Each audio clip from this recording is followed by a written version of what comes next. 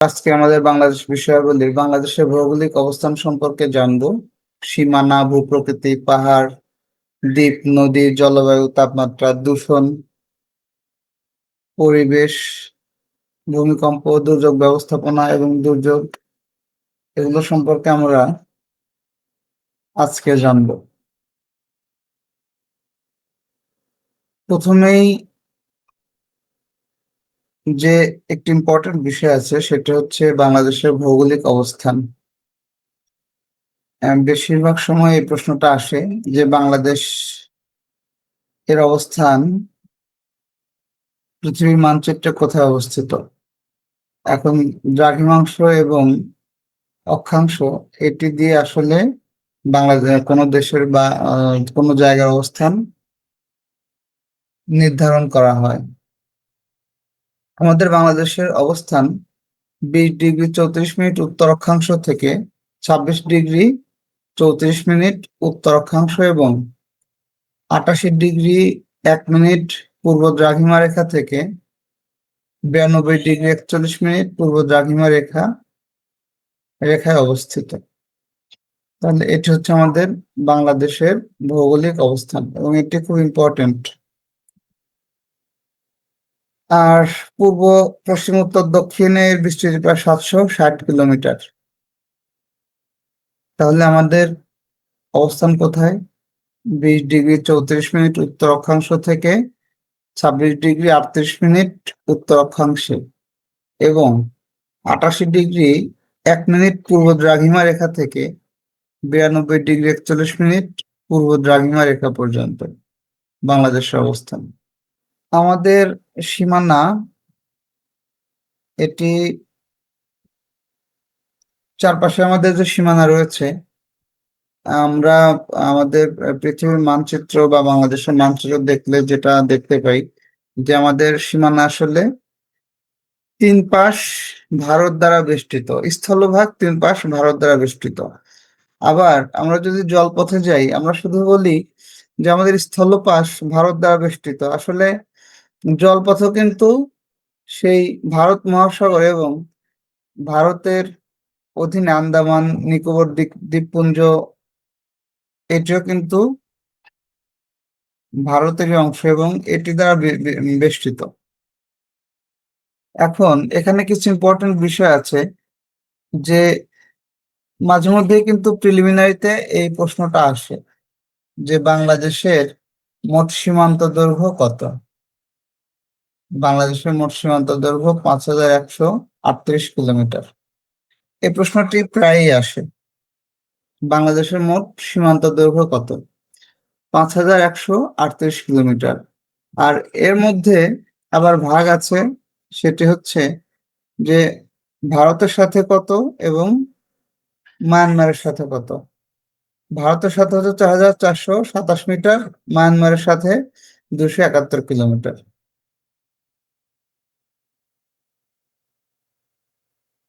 Sorry, মোট স্থল সীমান্ত 4427 কিলোমিটার, মোট সীমান্ত 5138 কিলোমিটার। এর মধ্যে ভারতের সাথে 4100,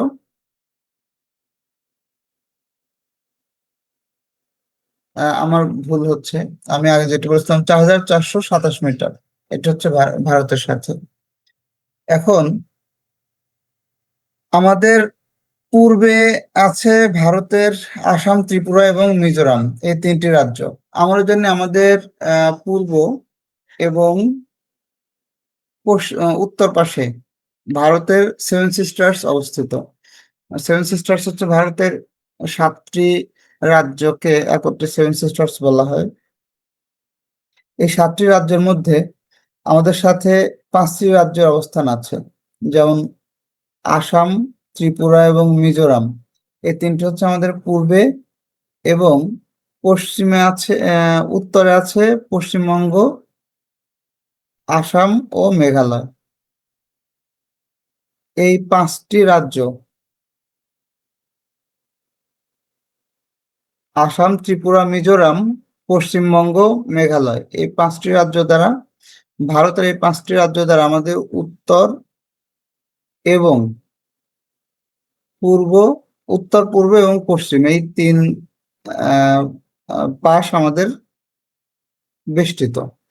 আর পশ্চিমে আমরা দেখতে পাই, পশ্চিমে শুধু পশ্চিমবঙ্গ, পূর্বে আছে হচ্ছে আসাম, ত্রিপুরা এবং মিজোরাম, পশ্চিমে পশ্চিমবঙ্গ। আর পূর্বে আমরা আরো জানি যে মায়ানমার আমাদের পূর্ব দিকে অবস্থিত। আর দক্ষিণে আছে আমাদের বঙ্গোপসাগর এবং ভারতের আন্দামান নিকোবর দ্বীপপুঞ্জ। এখানে একটি ম্যাপ দেখাতে পারলে ভালো হতো। আসলে ম্যাপটি আমি আহ এখানে আনতে ভুলে গেছি। একটি ম্যাপ রাখলে এখানে ভালো হতো। তাহলে আমাদের যে ইম্পর্টেন্ট প্রশ্নগুলো আছে তার মধ্যে একটি হচ্ছে যে বাংলাদেশের মোট সীমান্ত দৈর্ঘ্য কত? বাংলাদেশের মোট সীমান্ত দৈর্ঘ্য 5138 কিলোমিটার। এর মধ্যে স্থল সীমান্ত হচ্ছে 4427 কিলোমিটার, যার মধ্যে ভারতের সাথে রয়েছে শুধু 4156 কিলোমিটার। তাহলে বাংলাদেশের মোট সীমান্ত দৈর্ঘ্য 5138 কিলোমিটার। আর স্থল সীমা হচ্ছে 4427 কিলোমিটার। এর মধ্যে ভারতের সাথে 4156 কিলোমিটার এবং মায়ানমারের সাথে 271 কিলোমিটার। আর আমাদের জলসীমা তো আমরা কিছু জলসীমা আহ অর্জন করেছি। জলসীমা অনেক বিস্তৃত। আহ এই এই বিষয়গুলো ইম্পর্টেন্ট আর কি। তাহলে আমাদের মনে রাখতে হবে যে আমাদের পূর্বে আছে ভারতের আসাম, ত্রিপুরা এবং মিজোরাম, আর সেই সাথে মায়ানমার। এবং পশ্চিমে আছে ভারতের পশ্চিমবঙ্গ, উত্তরে আছে পশ্চিমবঙ্গ, আসাম এবং মেঘালয়, এবং দক্ষিণে বঙ্গোপসাগর এবং ভারতের আন্দামান নিকোবর আইল্যান্ড। আচ্ছা, এরপরে আছে আমাদের ভূপ্রকৃতি। বাংলাদেশের ভূপ্রকৃতি আসলে তিন ভাগে বিভক্ত। এটি প্রথমে আছে টারশিয়ারি যুগের পাহাড় সমূহ, যেগুলো প্রায় অনেক বছর আগে এই পাহাড়গুলো ভূমিকম্পের ফলে হয়েছে।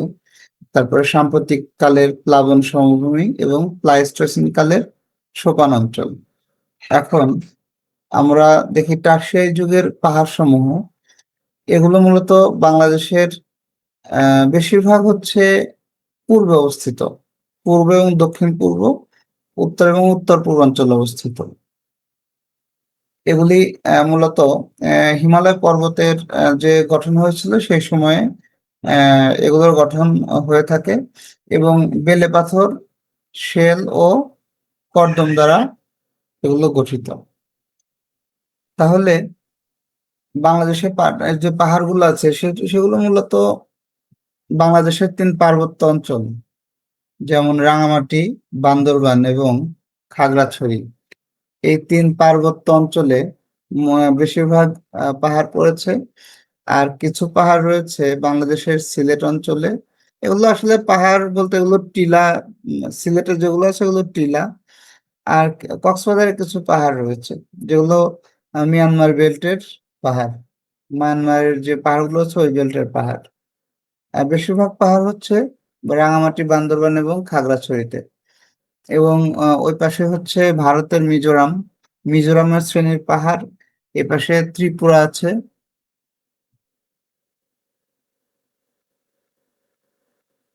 এরপর আছে প্লাইস্টোসিন কালের সোপান অঞ্চল। এগুলো বরেন্দ্রভূমি, মধুপুর ও ভাওয়ালগড় নামে পরিচিত। বরেন্দ্রভূমি হচ্ছে রাজশাহী অঞ্চল, এবং মধুপুর ও ভাওয়াল এগুলো ময়মনসিংহ এবং টাঙ্গাইল এই এলাকায় অবস্থিত। আমরা জানি আমাদের ময়মনসিংহে গারো পাহাড় রয়েছে।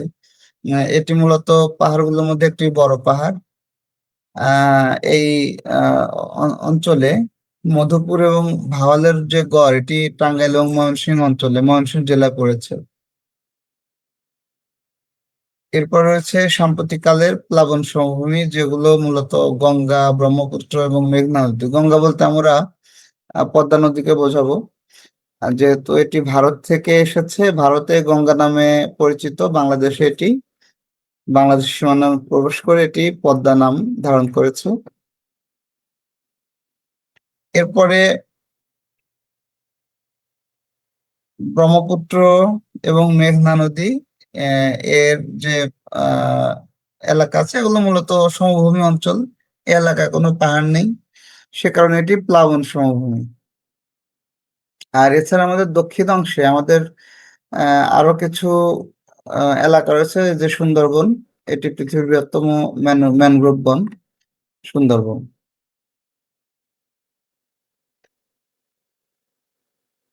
এরপরে আমাদের কিছু ইম্পর্ট্যান্ট পাহাড় আছে, যেমন এই যে গারো পাহাড়ের কথা আমি একটু আগেই বললাম। গারো পাহাড় হচ্ছে ময়মনসিংহ জেলায়। এরপরে লালমাই পাহাড় আছে কুমিল্লায়। মাঝে মধ্যে কিন্তু এই লালমাই পাহাড় নিয়ে প্রশ্ন আসে, লালমাই পাহাড়ের অবস্থান কোথায়? এটি হচ্ছে কুমিল্লায়। চন্দ্রনাথের পাহাড় সীতাকুণ্ডে। চন্দ্রনাথের পাহাড় চট্টগ্রামের সীতাকুণ্ডে অবস্থিত। এবং এখানে একটি মন্দির আছে, কেউ কেউ আপনাদের যেয়ে থাকবেন এই মন্দিরে, চন্দ্রনাথের পাহাড়। এটি কিন্তু ইম্পর্টেন্ট। চন্দ্রনাথের পাহাড় কোথায় অবস্থিত? এটি হচ্ছে চট্টগ্রামের সীতাকুণ্ডে, এবং এটি হিন্দুদের তীর্থস্থানের জন্য বিখ্যাত। তাহলে বাংলাদেশের সবচেয়ে উঁচু এবং বৃহত্তম পাহাড় হচ্ছে গারো পাহাড়।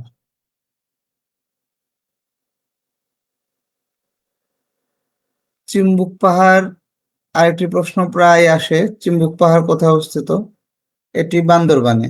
বান্দরবান জেলার ছেড়ে গিয়ে আমরা কি বলে যে আহ, নীল নীলাচল, নীলগিরি, নীলগিরি পাওয়ার আগে হচ্ছে এই চিম্বুক পাহাড়। এটি দক্ষিণ দিকে, বান্দরবানের দক্ষিণ দিকে অবস্থিত। তারপর জয়ন্তিকা আছে, এটি সিলেটে। এই যে নীলগিরি বান্দরবানে। আর বাংলাদেশের সর্বোচ্চ পর্বতশৃঙ্গ তাজিং ডং বা বিজয়। আর দ্বিতীয় সর্বোচ্চ হচ্ছে কিওকাডাং। তবে আরো কিছু পর্বতশৃঙ্গ সাম্প্রতিক সময়ে কিন্তু আবিষ্কৃত হয়েছে, যেগুলো এখনো এরকম ভাবে মানে ইসের মধ্যে আসে না। যেমন আছে সাফা হাকং। এটি একেবারে মায়ানমার সীমান্তে, বান্দরবান জেলায় অবস্থিত সাফা হাকং। এটি মায়ানমার সীমান্তে অবস্থিত। এটির উচ্চতা তাজিংডং-এর চেয়েও বেশি, কিন্তু এখনো যেগুলো স্বীকৃত সেগুলো হচ্ছে তাজিংডং এবং কিওক্রাডং। তাজিংডং অর্থ বিজয়, তাজিংডং আবিষ্কারের পূর্বে কিওকাডাং ছিল সর্বোচ্চ পর্বতশৃঙ্গ, এবং এদের পার্থক্য খুবই কম। একেবারে সমান সমান, প্রায় 1231 মিটার এবং 1230 মিটার।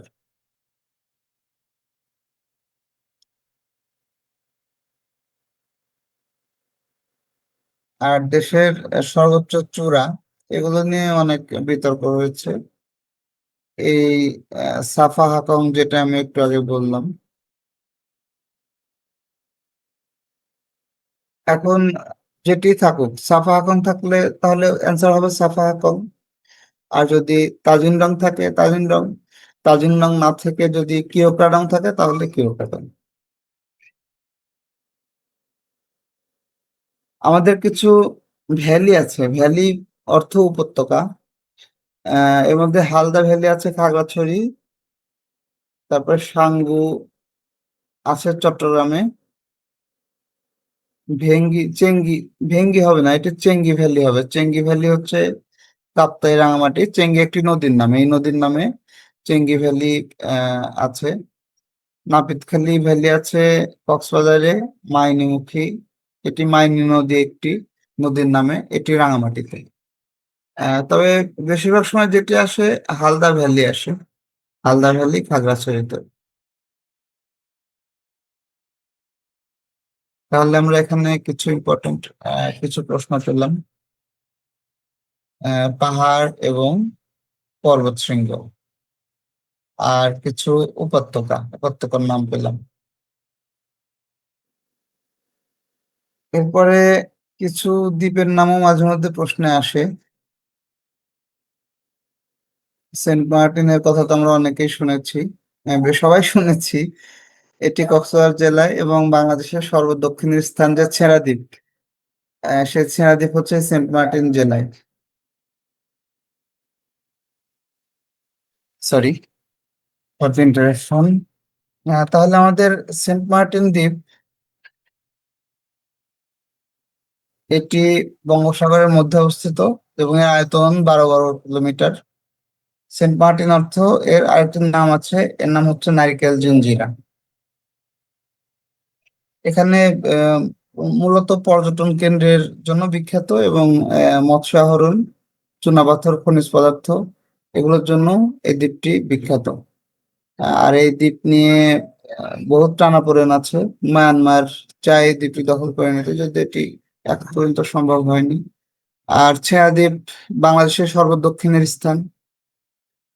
এটি কক্সবাজার জেলা এবং সেন্ট মার্টিন দ্বীপের দক্ষিণে। এবং সেন্ট মার্টিন এবং ছেড়া দ্বীপ যারা গিয়েছেন তারা জানেন যে ভাটার সময় এই দুটি দ্বীপ এক হয়ে যায়, কিন্তু যখন জোয়ার থাকে তখন দুটি আবার আলাদা হয়ে যায়। আর কুতুবদিয়া রয়েছে, কুতুবদিয়ার অবস্থান কক্সবাজারে। মহেশখালী আছে, মহেশখালী ও কক্সবাজার। সোনাদিয়া, সন্দ্বীপ আছে চট্টগ্রামে। নিঝুম দ্বীপ নোয়াখালী, হাতিয়া নোয়াখালী। ভোলা তো নিজে একটি দ্বীপ জেলা, এবং বাংলাদেশের সবচেয়ে বড় দ্বীপ জেলা হচ্ছে, একমাত্র দ্বীপ জেলা হচ্ছে ভোলা। এটি কিন্তু মাঝে মধ্যে প্রশ্নে আসে যে বাংলাদেশের একমাত্র দ্বীপ জেলা কোনটি। এটি সহজ প্রশ্ন। তবে যে সন্দ্বীপ, আহ মহেশখালী, এই প্রশ্নগুলো আসে। মহেশখালী কোথায় অবস্থিত, সন্দ্বীপ কোথায় অবস্থিত, হাতিয়া কোথায় অবস্থিত, এই প্রশ্নগুলো আসে। তাহলে হাতিয়া নোয়াখালীতে। এরপরে মনপুরা দ্বীপ। মনপুরা এটি ভোলা জেলায় অবস্থিত, এবং বাংলাদেশে যে মনপুরা সিনেমা হয়েছে এটি এই দ্বীপেই কাস্ট করা হয়েছে, ভোলা জেলায়। আরো একটি প্রশ্ন আছে, দক্ষিণ তালপট্রি দ্বীপ। এই দক্ষিণ তালপট্রি দ্বীপটি সাতক্ষীরায় অবস্থিত, কিন্তু বর্তমানে এই দ্বীপটি আসলে পৃথিবীর মানচিত্র থেকে নাই হয়ে গিয়েছে। কেন? কারণ এটি তলিয়ে গিয়েছে পানির তলে। এটি ভারতের মালিকানাধীন ছিল, বাংলাদেশের অংশও ছিল কিছু। তবে বর্তমানে দ্বীপটি পানির নিচে।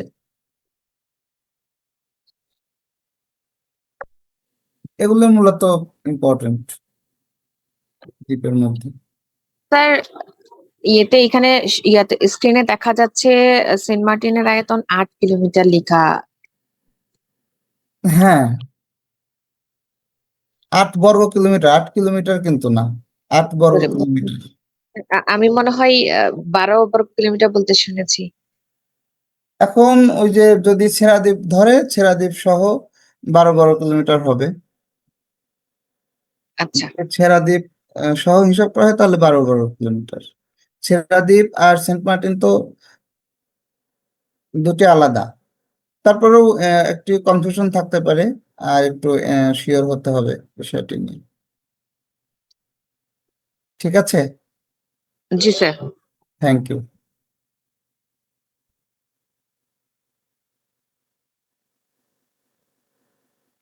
যদি স্যার অপশনের মধ্যে 8 এবং দুইটাই থাকে সেক্ষেত্রে করণীয় কি? সেক্ষেত্রে আমরা আরেকটু ওয়েবসাইট ঘাঁটবো। তাহলে ওয়েবসাইট এখনই ঘাঁটি, কি বলেন? এখনই আমরা একটু এটা দেখি তো। তবে 12 বর্গ কিলোমিটার, 8 বর্গ কিলোমিটার, কনফিউশন যেহেতু আছে,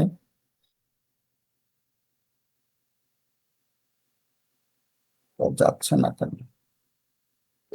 স্যার গুরুত্বপূর্ণ হলে তাহলে দেখা যায়, যদি খুব একটা গুরুত্বপূর্ণ না হয় তাহলে স্কিপ করা যায়। না, আমরা একটু দেখে যাই, যদি সুযোগ থাকে এখনই দেখে যাচ্ছি। দাঁড়া।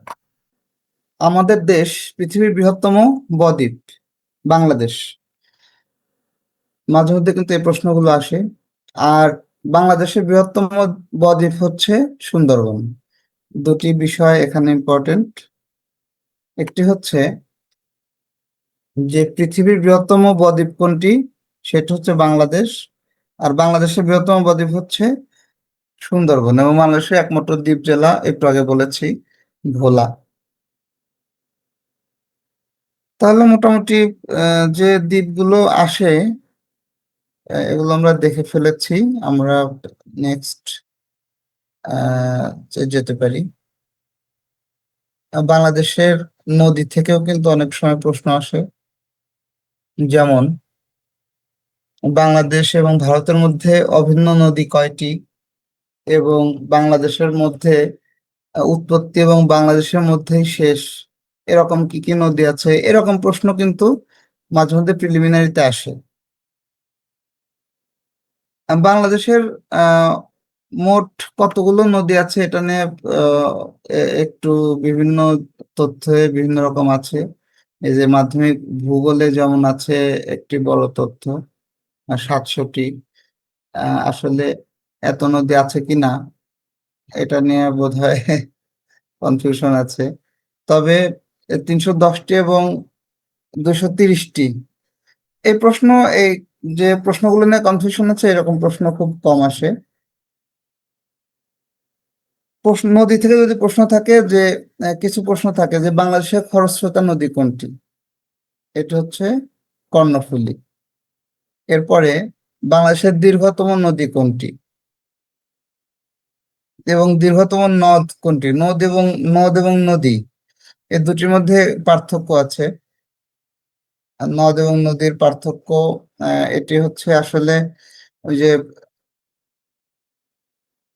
আহ এটি পুংলিঙ্গ এবং স্ত্রীলিঙ্গ মূলত এই হিসেবে নদ এবং নদীর পার্থক্য করা হয়ে থাকে। যেমন অকারান্ত যেগুলো আছে, অকারান্ত শব্দ যেগুলো আছে সেগুলো হচ্ছে নদী, এবং ইকারান্ত শব্দ যেগুলো আছে, সরি, অকারান্ত গুলো নদ এবং ইকারান্ত যেগুলো আছে, ইকারান্ত শব্দ যেগুলো আছে সেগুলোকে নদী বলা হয়। আমি এগুলো, এটা নিয়ে আমি নেক্সট আরেকটা স্লাইড রেখেছি, ওখানে আমরা দেখব এই পার্থক্যটা, নদ এবং নদীর পার্থক্য।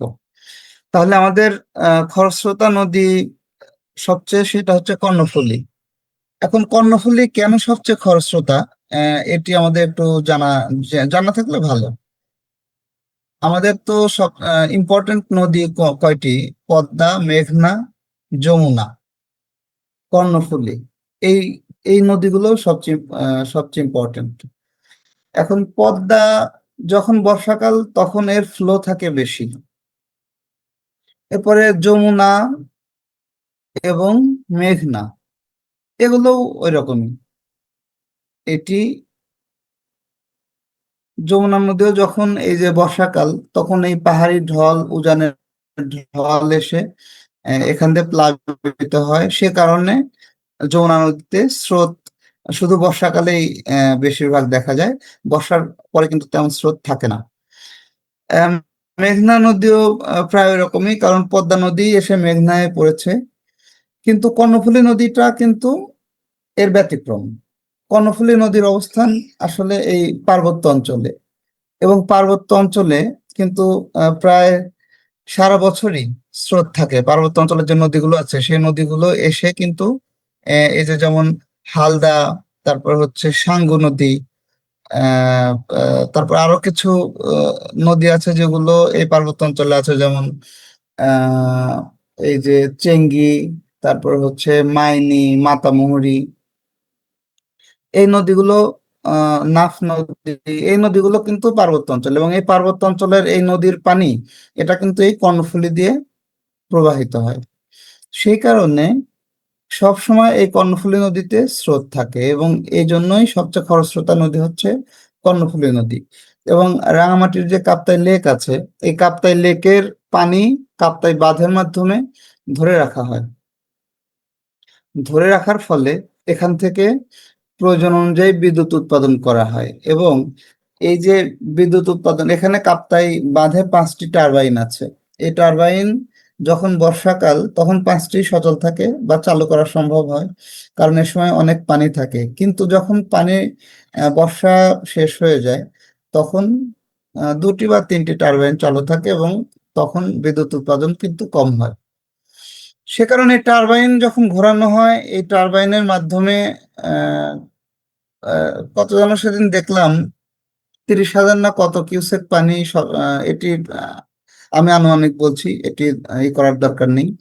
মানে এই কাপ্তাই বাঁধ দিয়ে কিন্তু পানি নির্গত হয় অনবরত প্রতি সারা বছর। সেই কারণে কর্ণফুলী নদীতে সবসময় স্রোত থাকে। যাই হোক, এটি ইম্পর্টেন্ট না, কিন্তু একটু আমি তথ্যটা জানালাম আর কি। এখন আরেকটি প্রশ্ন থাকে, প্রায় নাফ নদীর দৈর্ঘ্য কত? নাফ নদীর দৈর্ঘ্য হচ্ছে 56 কিলোমিটার, এবং নাফ নদী ভারত, মায়ানমার এবং বাংলাদেশকে পৃথক করেছে। এখন বাংলাদেশ এবং ভারতের মধ্যে অভিন্ন নদী হচ্ছে 54টি। 55টি বলা হয়েছে কোথাও কোথাও, কিন্তু আসলে 54টি মূলত থাকে প্রশ্নে। বাংলাদেশ এবং ভারতের মধ্যে অভিন্ন নদী 54টি। আর বাংলাদেশ ভারত থেকে আসা ভারত থেকে বাংলাদেশে যে আসছে, অর্থাৎ অভিন্ন নদী এজন্যই বলা হচ্ছে 54টি। আর বাংলাদেশের মোট অভিন্ন নদী হচ্ছে 57টি। 3টি মায়ানমার থেকে এসেছে, যেমন সাঙ্গু, মাতামুহুরী এবং নাফ। এই 3টি নদী মায়ানমার থেকে এসেছে। তাহলে বাংলাদেশের মোট আন্তর্জাতিক নদী হচ্ছে 57টি। এর মধ্যে 54টি এসেছে ভারত থেকে, আর 3টি এসেছে মায়ানমার থেকে। আর বাংলাদেশ থেকে ভারতে প্রবেশকারী একমাত্র নদী হচ্ছে কুলিক। আবার আরো একটি প্রশ্ন আসে, বাংলাদেশ থেকে ভারতে গিয়ে পুনরায় বাংলাদেশে প্রবেশ করেছে আত্রাই, পুনর্ভবা এবং টাঙ্গন, এই 3টি নদী। বাংলাদেশে উৎপন্ন হয়েছে, বাংলাদেশ থেকে ভারতে গিয়েছে, আবার পুনরায় বাংলাদেশে প্রবেশ করেছে এই 3টি নদী, আত্রাই, পুনর্ভবা এবং টাঙ্গন। আরেকটি প্রশ্ন আসে যে জোয়ার ভাটা হয় না কোন নদীতে? গোমতী নদীতে। এবং গোমতী নদী কুমিল্লাতে অবস্থিত। গোমতী নদীকে কুমিল্লার দুঃখ বলা হয়। এটিও কিন্তু মাঝে মধ্যে আসে যে কুমিল্লার দুঃখ গোমতী নদী অ্যান্সার হবে। আর আরো একটি ইম্পর্টেন্ট প্রশ্ন আসে যে হালদা নদী, এই হালদা নদীতে কিন্তু প্রাকৃতিক মৎস্য প্রজনন হয়ে থাকে। এজন্য প্রশ্ন আসে যে প্রাকৃতিক মৎস্য প্রজনন কেন্দ্র কোন নদী বা কোনটি? এটি হচ্ছে হালদা নদী। এবং বাণিজ্যিক ভিত্তিতে মাছের পোনা সংগ্রহ করা হয় এই হালদা নদী থেকে। তারপরে আরো প্রশ্ন আসে যে নদী গবেষণা ইনস্টিটিউট কোথায়? এটি হচ্ছে ফরিদপুরে। আর নদী শিকস্তি, নদী পয়স্তি, দুটি টার্ম আছে, নদী শিকস্তি, নদী পয়স্তি। এটি হচ্ছে এটাও কিন্তু প্রিলিমিনারিতে আসে। তাহলে নদী শিকস্তি কি? নদী ভাঙনে সর্বশান্ত জনগণ, নদী ভাঙনের যে জনপদ সর্বশান্ত হয় তাদেরকে নদী শিকস্তি বলে। আর নদী পয়স্তি হচ্ছে যারা নদীতে চর জাগে, যখন যারা দখল করে তাদেরকে বলা হয় নদী পয়স্তি। বা নদীতে চর জাগলে যারা চাষাবাদ করে দখল করে তাদেরকে নদী পয়স্তি বলা হয়। নদী শিকস্তি এবং নদী পয়স্তি এই দুটি কিন্তু মোটামুটি গুরুত্বপূর্ণ। মাঝে মধ্যে কিন্তু এখান থেকে প্রশ্ন আসে, নদী শিকস্তি কাকে বলে এবং নদী পয়স্তি কাকে বলে। তাহলে নদী থেকে মূলত এই প্রশ্নগুলো আমাদের জানা থাকলে আশা করছি অ্যান্সার করা সম্ভব হবে। এবং আরো কিছু ইম্পর্টেন্ট বিষয় আছে যে নদ নদীর উৎপত্তি স্থল। তাহলে পদ্মা নদীর উৎপত্তি হচ্ছে হিমালয় পর্বতের গঙ্গোত্রী হিমবাহ থেকে। এই প্রশ্নগুলো পড়তে হবে, যে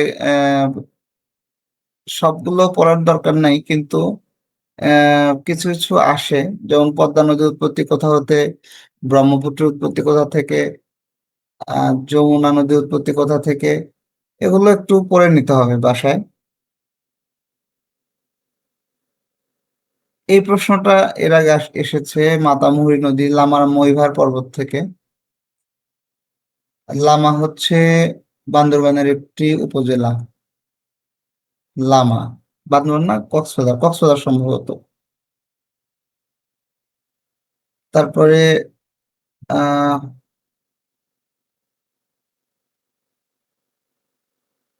এই যে হালদা নদীর উৎপত্তি স্থল খাগড়াছড়ি বদনাতলী পর্বতশৃঙ্গ থেকে।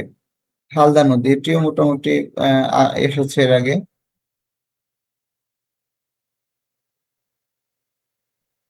এগুলো একটু বাসায় দেখে নেবেন, এগুলো মনে রাখতে হবে, এখান থেকে কিন্তু প্রশ্ন আসে। এরপরে যমুনা নদী, এই যে জামালপুর জেলার দেওয়ানগঞ্জের কাছে ব্রহ্মপুত্রের প্রধান শাখা যমুনা নামে দক্ষিণ দিকে প্রবাহিত হয়। যমুনা এসে জামালপুরের এখান থেকে এসে ব্রহ্মপুত্র নদ হয়ে যায়, মানে এটি দুই ভাগ হয়ে এক অংশ ব্রহ্মপুত্র আর এক অংশ যমুনা নামে প্রবাহিত হয়েছে। তারপরে বাংলাদেশের কিছু নদ নদী কোথায় মিলিত হয়েছে, যেমন পদ্মা ও যমুনা, এটি দৌলতদিয়ায় রাজবাড়ির কাছে মিলিত হয়েছে। পদ্মা ও মেঘনা মিলিত হয়েছে চাঁদপুরে। সুরমা সুরমা ও কুশিয়ারা এটি আজমিরীগঞ্জে। এই দুটি কিন্তু প্রায়ই আসে, যে পদ্মা ও যমুনা এই দুটি নদী কোথায় মিলিত হয়েছে। এটি রাজবাড়ির গোয়ালন্দ নামক জায়গায়, এবং মিলিত হয়ে কি নামে প্রবাহিত হচ্ছে, পদ্মা নামে। আবার পদ্মা ও মেঘনা চাঁদপুরে প্রবাহিত হয়েছে, এবং পদ্মা নদী এখানে সমাপ্ত হয়েছে, এটি মেঘনা নাম ধারণ করে বঙ্গোপসাগরে পতিত হয়েছে। তারপর পুরাতন ব্রহ্মপুত্র ও মেঘনা এটি মিলিত হয়েছে ভৈরবে, ভৈরবে, এবং এটি পরে মেঘনা নাম ধারণ করেছে। মূলত এস- এইগুলোই, এগুলো পড়লেই হবে, এখান থেকেই প্রশ্ন আসবে, আসলে যদি আসে। তাহলে আমাদের মনে রাখতে হবে পদ্মা ও যমুনার মিলিত স্থান কোথায়, গোয়ালন্দে। পদ্মা ও মেঘনা মিলিত স্থান চাঁদপুরে। আর সুরমা ও কুশিয়ারা এটি আজমেরীগঞ্জে।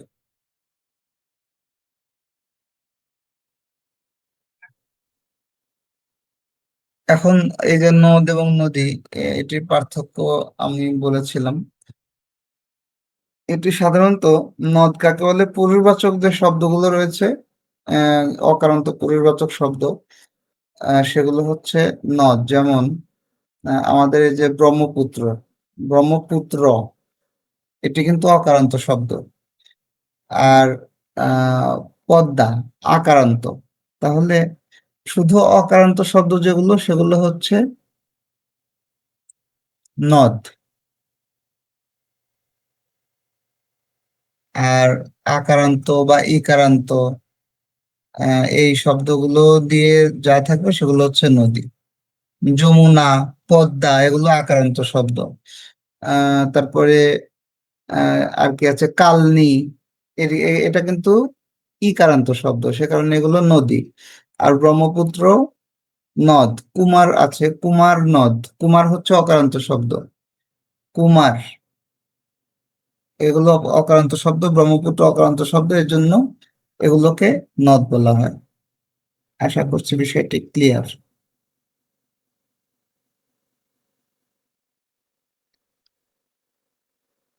এরপরে কিছু আহ চর মাঝে মধ্যে আসে, যে কোন চর কোন জেলায় অবস্থিত। দুবলার চর আছে, এটি সুন্দরবনে, সুন্দরবনে। তারপরে ভাসান চর, এটি মেঘনা ও বঙ্গোপসাগরের মোহনায় জেগে উঠেছে, এটি নোয়াখালী জেলায়। ভাসান চর হচ্ছে নোয়াখালী জেলায়,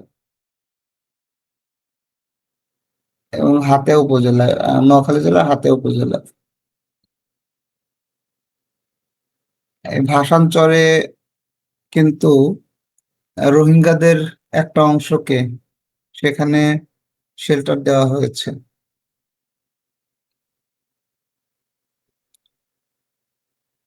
আর দুবলার চরে মৎস্য আহরণ, শুটকি উৎপাদন এবং সবুজ বেষ্টনীর জন্য এটি বিখ্যাত। এরপরে এই যে মুহুরীর চর কোথায়, এই প্রশ্নটা কিন্তু প্রায়ই আসে। মুহুরীর চর ফেনীতে। এরপরে আসে আহ এই যে ভোলা জেলায় অনেকগুলো চর আছে, এগুলো একটু মনে রাখতে হবে। চর মানিক, চর জব্বার, চর নিউটন, চর কুকরিমুকরি। এর আগে তো প্রশ্ন এসেছে চর কুকরিমুকরি কোন জেলায় অবস্থিত। এটি ভোলা জেলায়। তারপর চর নিজাম, মনপুরা, চর ফ্যাশন, চর ফ্যাশন ভোলা জেলায়। এরপরে বাংলাদেশের কিছু গুরুত্বপূর্ণ পয়েন্ট আছে, যেমন হিরন পয়েন্ট কোথায়, এটি সুন্দরবনে। টাইগার পয়েন্ট সুন্দরবনে। তারপর এলিফ্যান্ট পয়েন্ট কক্সবাজার। আবার টাইগার পাস চট্টগ্রামের একটি আহ জায়গার নাম। এটি ওই যে ফ্লাইওভারের পরে যারা চট্টগ্রামে আছেন তারা জানবেন। যাই হোক, মূলত Hiron point, tiger point, elephant point এগুলো ইতিপূর্বে প্রশ্নে এসেছে। তাহলে চর থেকে মূলত এগুলো জানলে আমাদের হবে। এরপরে জলপ্রপাত আছে কিছু। জলপ্রপাত নাফাখুম, আমিয়াখুম এবং শৈলপ্রপাত, এই তিনটি বান্দরবান জেলায়। তারপরে হামহাম জলপ্রপাত মাধবকুণ্ডে। মাধবকুণ্ডে আরেকটি হচ্ছে মাধবকুণ্ড এবং আহ মৌলভীবাজারে আছে আরেকটি জলপ্রপাত, কি জানো নাম? মৌলভীবাজারের তো আরেকটা মাধবকুণ্ড জলপ্রপাত, সরি। হামহাম এবং মাধবকুণ্ড এটি মৌলভীবাজার জেলায়। আমি এই দুটি জলপ্রপাতের নাম, হামহাম জলপ্রপাত এবং মাধবকুণ্ড জলপ্রপাত, এই দুটি মৌলভীবাজার জেলায়। আর এই বাকি এই যে এগুলো নাফাখুম, আমিয়াখুম এবং শৈলপ্রপাত, এগুলো বান্দরবান জেলায়। শৈলপ্রপাত যে জলপ্রপাতটা, এটা এতটা বড় না, কিন্তু নাফাখুম, আমিয়াখুম এটা অনেক বড়। আর মাধবকুণ্ড যারা গিয়েছেন তারা তো দেখেছেনই, অনেক উঁচু উঁচু জায়গা থেকে পানি পড়ে।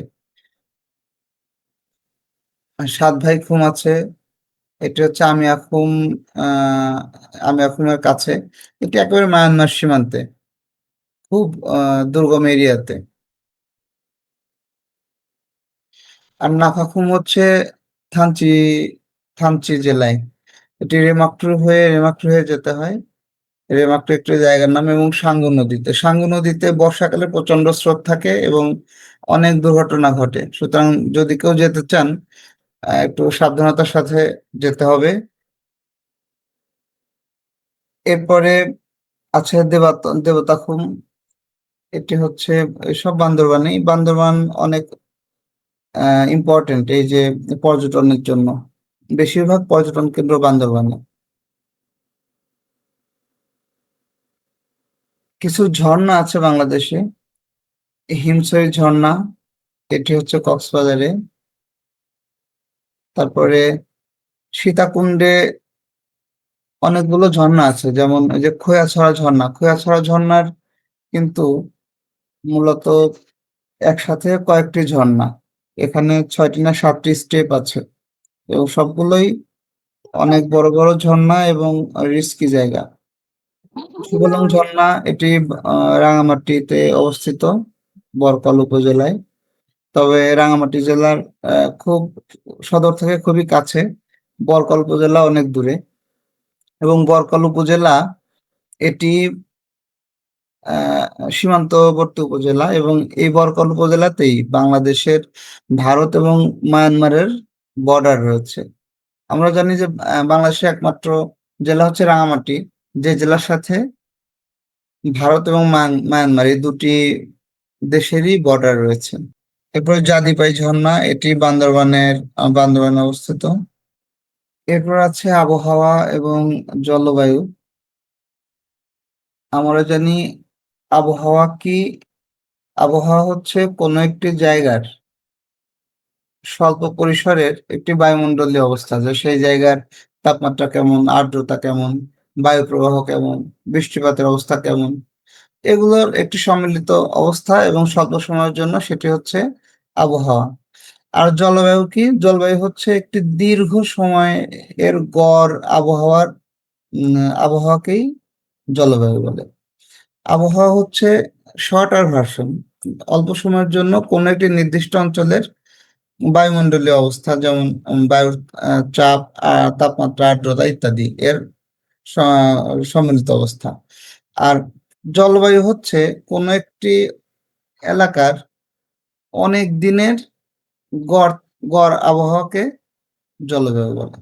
সাধারণত 30-35 বছরের একটি হিসাব করা হয়। 30-35 বছরের আবহাওয়ার গড় হিসাবকেই জলবায়ু বলা হয়। আবহাওয়ার কিছু উপাদানের উপর নির্ভর করে, সেগুলো হচ্ছে বায়ুর তাপমাত্রা, বায়ুর চাপ, বায়ু প্রবাহ, আর্দ্রতা, বৃষ্টিপাত ইত্যাদি। এগুলোর সম্মিলিত যে অবস্থান সেটি হচ্ছে আবহাওয়া। তাহলে আবহাওয়া হচ্ছে আহ একদিনের আবহাওয়া হতে পারে, কিন্তু জলবায়ু একদিনের হতে পারে না। যেমন আমরা দেখি যে আবহাওয়ার পূর্বাভাস, তো আজকের আবহাওয়ার পূর্বাভাস হতে পারে, কিন্তু আজকের জলবায়ুর পূর্বাভাস কিন্তু দেওয়া সম্ভব না। যাই হোক, এটা নিয়ে আর বেশি কথা বলার দরকার নেই। আমাদের দেশে যে এটা নিয়ে গবেষণা প্রতিষ্ঠান রয়েছে সেটির নাম হচ্ছে স্পারসো। এটি 1980 সালে প্রতিষ্ঠিত হয় এবং স্পারসো এটি অবস্থান হচ্ছে আগারগাঁয়ে। এবং একটি প্রশ্ন আসতে পারে যে স্পারসো কোন মন্ত্রণালয়ের অধীনে? এটি প্রতিরক্ষা মন্ত্রণালয়ের অধীনে। স্পারসের স্পারসো এর ফুল মিনিং হচ্ছে space research and remote sensing organisation, মহাকাশ গবেষণা এবং দূর অনুধাবন কেন্দ্র অর্গানাইজেশন সংস্থা। তাহলে স্পারসো প্রতিষ্ঠিত হয় 1980 সালে। এটি ঢাকার আগারগাঁয়ে অবস্থিত এবং এটি প্রতিরক্ষা মন্ত্রণালয়ের অধীনে। এটি থেকে দেখেন, এটি থেকে প্রায় 3-4টি প্রশ্ন আছে শুধু এই ছোট্ট একটি শব্দ থেকে, এবং প্রায়ই কিন্তু এখান থেকে প্রশ্ন আসে। তাহলে কয়টি প্রশ্ন হতে পারে? যে স্পারসো কত সালে প্রতিষ্ঠিত হয়, স্পারসো কোথায় অবস্থিত, স্পারসের স্পারসো কোন মন্ত্রণালয়ের অধীনে। আবার এটার ফুল মিনিং আসতে পারে, ফুল মিনিংটা একটু মনে রাখবেন, space research and remote sensing organisation. বাংলাদেশের তাপমাত্রা, বার্ষিক গড় তাপমাত্রা 26.01 ডিগ্রি সেলসিয়াস। গ্রীষ্মকালে থাকে 28 ডিগ্রি, বর্ষাকালে 27 ডিগ্রি, শীতকালে আরো কমে যায় 17 ডিগ্রি সেলসিয়াস প্রায়। আর এগুলো তেমন আসে না, কিছু বিষয় আসে, যেমন বাংলাদেশের সবচেয়ে উষ্ণতম স্থান কোনটি? এটি হচ্ছে নাটোরের লালপুর। তারপরে শীতলতম স্থান সিলেটের শ্রীমঙ্গল। উষ্ণতম জেলা রাজশাহী, শীতলতম জেলা হচ্ছে সিলেট। মাস তেমন আসে না, তারপর আমরা একটু জেনে রাখি। উষ্ণতম মাস হচ্ছে এপ্রিল এবং শীতলতম মাস হচ্ছে জানুয়ারি। তারপরে আরো কিছু বিষয় জানতে হবে, যে সবচেয়ে দীর্ঘ দিন, দীর্ঘ রাত্রি এবং দিন রাত সমান হয় কবে? তো দীর্ঘ দিন হচ্ছে 21শে জুন সম্ভবত, আর দীর্ঘ রাত্রি হচ্ছে, আমি ভুলে গেছি, একটু জেনে নিন। আর দিন রাত সমান হয় সম্ভবত 20 ডিসেম্বর, না 20 ডিসেম্বর সবচেয়ে ছোট রাত্রি সম্ভবত, আমি ভুলে গেছি এটা, সরি। তবে এই তথ্যগুলো একটু জেনে নিন, যে বাংলাদেশের সবচেয়ে দীর্ঘ দিন, দীর্ঘ রাত্রি এবং দিন রাত সমান হয় কবে। এটি আমার মনে ছিল না, মনে থাকলে আজকেই একটু আপনাদের আহ আমি জানিয়ে দিতাম, দুঃখিত। একটু দেখে নিন, এগুলো থেকেও কিন্তু প্রশ্ন আসে। তারপরে বাংলাদেশের বার্ষিক গড় বৃষ্টিপাত 203 সেন্টিমিটার। সবচেয়ে বেশি বৃষ্টি হয় সিলেটের লালখানে। আর ভারতে সবচেয়ে বেশি বৃষ্টিপাত হয় চেরাপুঞ্জিতে। চেরাপুঞ্জি পৃথিবীর সবচেয়ে বেশি যে বৃষ্টি হয় তার মধ্যে একটি জায়গা, চেরাপুঞ্জি। এটি মেঘালয়ে অবস্থিত, আমাদের পাশেই, উত্তর দিকে। আর বাংলাদেশের সবচেয়ে কম বৃষ্টিপাত হয় নাটোরের লালপুরে। যেহেতু লালপুর হচ্ছে সবচেয়ে উষ্ণতম জেলা, সে কারণে এখানে সবচেয়ে বৃষ্টিপাত কম হয়।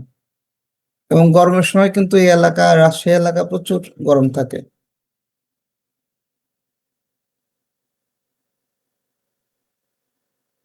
তাহলে আমরা আরেকটু আগে এগিয়ে যাই।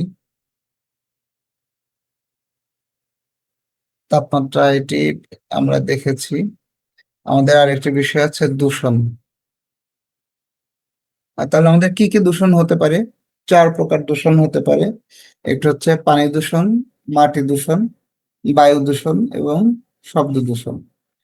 আমাদের ডিরেক্ট ইফেক্ট ফেলে আসলে 3টি: পানি দূষণ, বায়ু দূষণ এবং শব্দ দূষণ। মাটি দূষণের ইফেক্টটা ধীরে ধীরে পাওয়া যায়, কিন্তু পানি দূষণের ইফেক্টটা ডিরেক্ট পাওয়া যায়। পানি দূষণের ফলে কি হতে পারে? আমাদের কলেরা, আমাশয়, টাইফয়েড, ডায়রিয়া, হৃদরোগ ইত্যাদি। এবং শব্দ দূষণের ফলে আমাদের যে সমস্যাগুলো হতে পারে, যেমন আমাদের কানে মানুষ কম শুনতে পারে, তারপরে বিভিন্ন প্রাণীর প্রজননে বাধা সৃষ্টি করে, এইসব কারণ হতে পারে। এই ইফেক্টটা এরকম হতে পারে। তারপরে বায়ু দূষণের ফলে কি হতে পারে? শ্বাসনালীর সংক্রমণ হতে পারে, হৃদরোগ হতে পারে, ফুসফুসের প্রবলেম হতে পারে, স্ট্রোক হতে পারে, ইত্যাদি বায়ু দূষণের কারণে হতে পারে। আর মাটি দূষণের ফলে কি হতে পারে?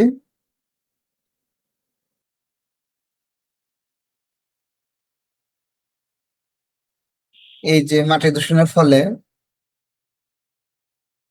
এই আহ, মানব দেহে তীব্র ফোলা, এমফাইজেমা, ফাইব্রোটিক পরিবর্তন ইত্যাদি দেখা যায়। যাই হোক, এগুলো এতটা ইম্পর্টেন্ট না, এজন্য এগুলো নিয়ে আমি আর সময় নষ্ট করছি না।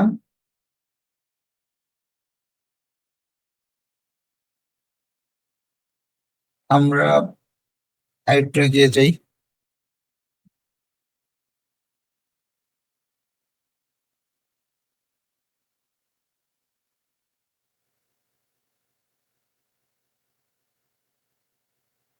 পরিবেশ। পরিবেশ আমাদের চারপাশে যা আছে তাই নিয়ে আমাদের পরিবেশ, এটি হচ্ছে এক কথায়। এখন চারপাশে পরিবেশে যা উপাদান রয়েছে, এগুলো নিয়েই আমাদের পরিবেশ। আমরা আশেপাশে তাকালে দেখতে পারবো আমাদের কি আছে চারপাশে। গাছপালা আছে, তারপরে পশু পাখি আছে, আমাদের আত্মীয় স্বজন আছে, মানে কি বলে, যে প্রতিবেশী আছে, এগুলোই পরিবেশের অংশ। তাহলে পরিবেশের এক কথায় তাহলে আমাদের চারপাশে যা আছে তাই নিয়ে আমাদের পরিবেশ। আর পরিবেশের উপাদান 2 রকম, 2টি উপাদান, একটি হচ্ছে জড় উপাদান, একটি হচ্ছে জীব উপাদান। জড় উপাদানের মধ্যে রয়েছে মাটি, পানি, বায়ু, আলো, তাপমাত্রা ইত্যাদি। আর জীব উপাদানের মধ্যে রয়েছে গাছপালা, পশু পাখি, কীট পতঙ্গ, মানুষ এবং অন্যান্য প্রাণী। তাহলে সবই পরিবেশের অংশ। আমাদের চারপাশে যা আছে সবই পরিবেশের অংশ। সে কারণে আমাদের সচেতন হতে হবে যেন এই পরিবেশ দূষণ কম হয়। কারণ পরিবেশ দূষিত হলে আমাদের এই চারপাশের এগুলো এফেক্টেড হবে এবং সেই সাথে আমরা এফেক্টেড হব। সুতরাং আমরা নিজেরা সচেতন হব যেন পরিবেশ দূষণ কম হয়। যদি অনেক কিছুর কারণে এটি সম্ভব হয়ে ওঠে না, যেমন কলকারখানা, বিভিন্ন বিষয়, গাড়ি ঘোড়া, এগুলো যথেষ্ট নিয়ন্ত্রণের নেই, সে কারণে এগুলো থেকে পরিবেশ দূষিত হচ্ছে প্রায় হরহামেশাই। আরেকটি বিষয় আছে ভূমিকম্প। ভূমিকম্প থেকে তেমন প্রশ্ন আসে না।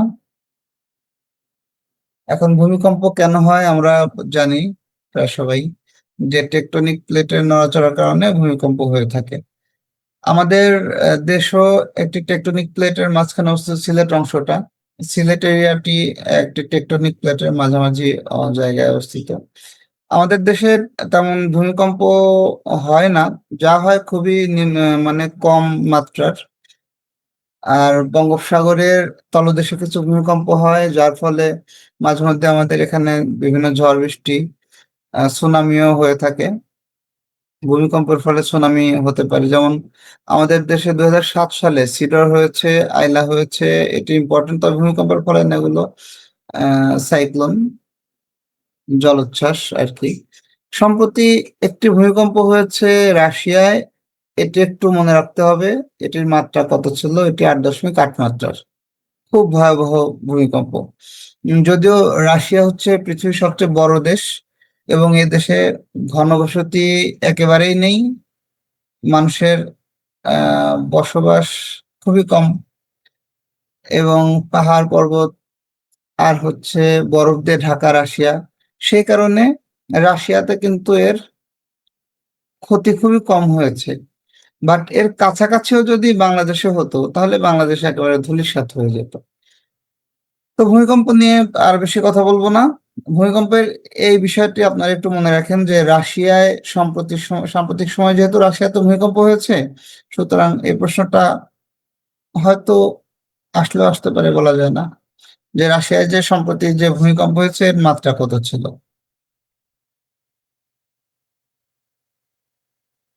এরপরে দুর্যোগ।